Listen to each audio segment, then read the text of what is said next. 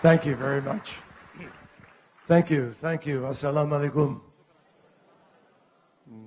Ramadan Kareem. I'm very honored to be with you. I'm holding this mic very close because I was in the Arctic the other day. You can hear my voice. I caught a cold. I think I got too close to the icebergs, but it's an honor for me to be here. Sharik, thank you for a very generous introduction. More importantly, thank you for your wonderful service to the United States State Department. I think all of you can feel his energy and his enthusiasm, can't you? And he is doing a terrific job for the State Department. A wonderful good evening to you all. I want to express my appreciation to Imam Pastor Majid and also to Pastor Imam Roberts. I'm very appreciative very grateful for their wonderful words of faith, their words of an expression of our common ground that brings us here, and which more and more people really need to understand.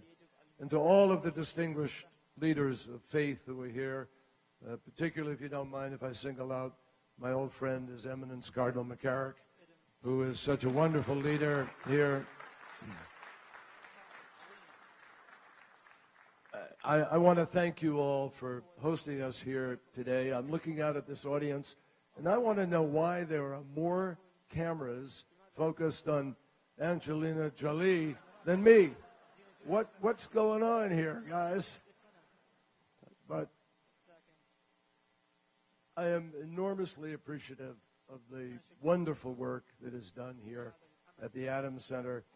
I know that this Interfaith Iftar is an annual event, and it coincides this year with World Refugee Day. And it also coincides with the humanitarian crisis of mammoth proportions. What we are facing today, Angelina and I were talking about it coming over here, just place after place after place is presenting us with challenge. And many of you are all too familiar with the numbers, so I'm not going to recite all the numbers to you. But the bottom line is that today, World Refugee Day, we need to understand that there are 65 million people who are displaced from their homes. If you put them all together in one place, one country, that would make up the 22nd largest country in the world. And this has created an enormous test of our international capacity, of all of our communities' capabilities, and of our compassion, which both the pastor and the imam talked about. A requirement of all religions is compassion, the golden rule. And each of us need to listen carefully to what the Special Envoy, Angelina Jolie-Pitt, said about our responsibilities, and think deep inside about what all of us can do. In the United States, no one has done more than non-governmental organizations, including religious groups, to raise money, to advocate for and assist in the settlement of refugees. And I know that many of you here tonight have been very active in that effort, and we thank you for that. But as a country, the United States proudly does lead the world in the more than $5 billion of assistance that we have provided to those who have been made homeless just by the fighting in Syria, and in our annual contributions to refugees from other conflicts as well. We have almost 12 million people alone who are displaced in Syria, 4.5 million who are refugees, and the other 8 million are just displaced people. And some of them are living in Lebanon, not even in camps, some of them in Turkey in camps, some of them in Jordan in camps. Many of them, as you've seen, struggling to cross to Greece, the hope of the future, rather than the terrible crisis of the loss of seas, or that horrible picture, moving, iconic picture of a young child listless in the arms of his father. So we here in the United States, because of this, because of our sense of responsibility, have pledged to increase the number of refugees that we resettle annually from 70,000 last year to 85,000 this year, fiscal 2016, and 100,000 in the years down the road. This is what we are trying to do.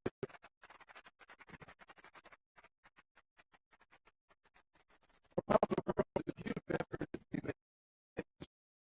But I have to tell you, my friends, all of our efforts still fall short of the need.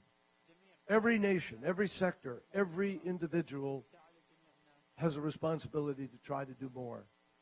As Secretary of State, I am particularly focused on not just writing checks every year, but on dealing with the crisis at its roots.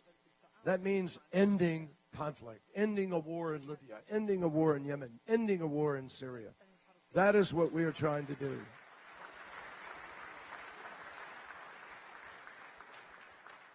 And as you know, every war and every conflict actually reflects a failure of diplomacy.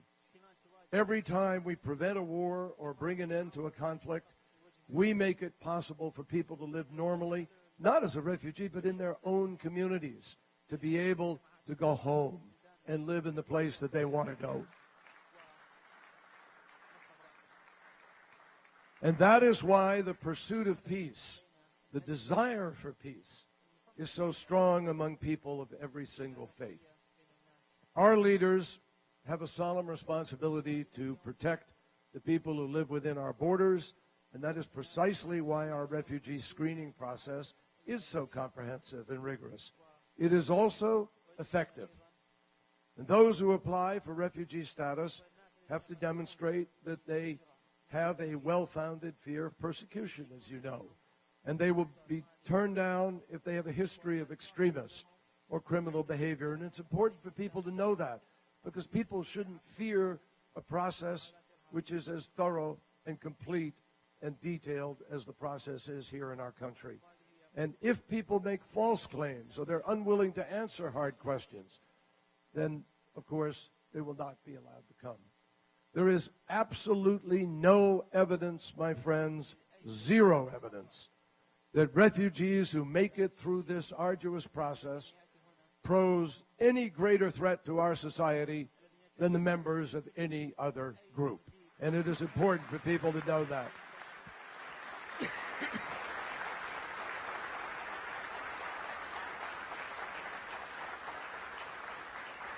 And let me be very clear. Preventing any group from entering the United States solely because of their race, or because of their nationality, or because of a religious affiliation, is directly contrary to the very ideals on which our country is based.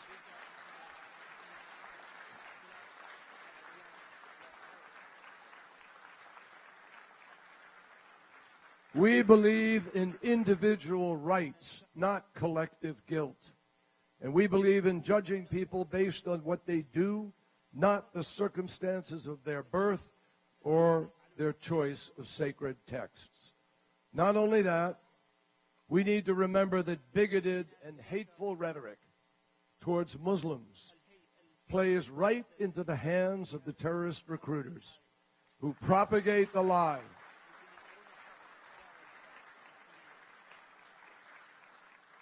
It plays into the hands of people who propagate the lie that America is at war with Islam, when in fact there is no country on earth where Muslims enjoy more freedom than in the United States of America.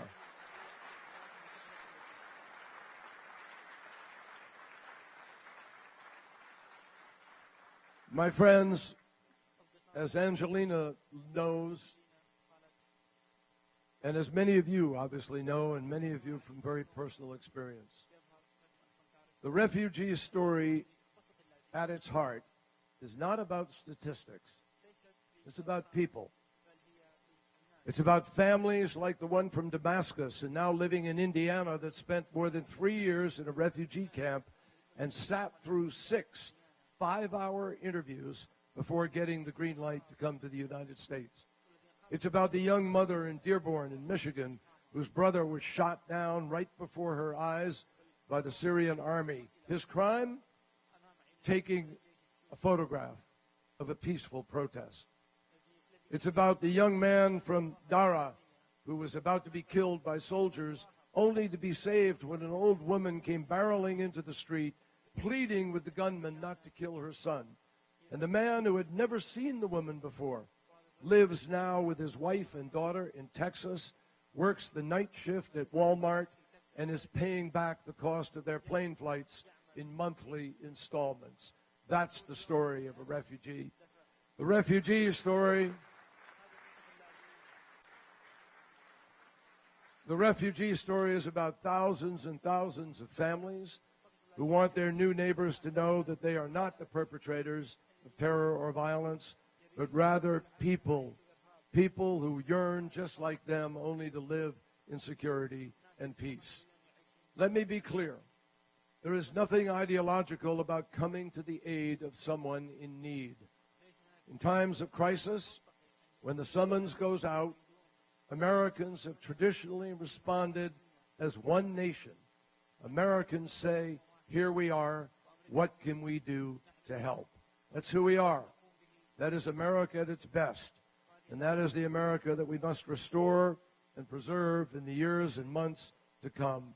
And looking around this room and looking at all of you with the excitement in your eyes about being here and being part of this journey, I am confident that together we are going to succeed. I want to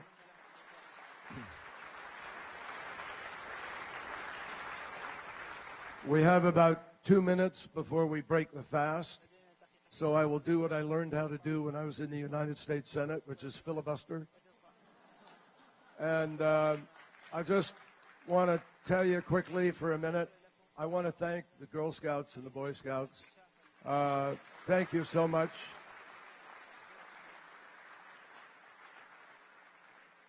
I've done public speaking a lot, and I learned a long time ago, never speak after the Boy Scouts or the Girl Scouts do anything. They steal the show.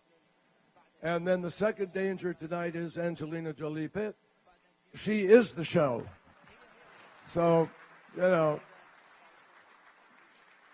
but I want to express my gratitude to you. My mother was a Girl Scout leader for many, many, many years.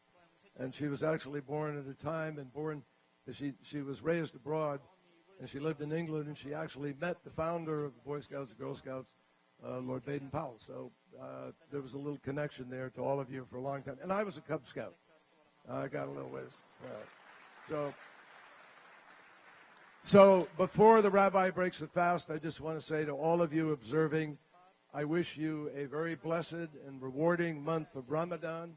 To all of you, thank you, good night, and God bless you all. Thank you.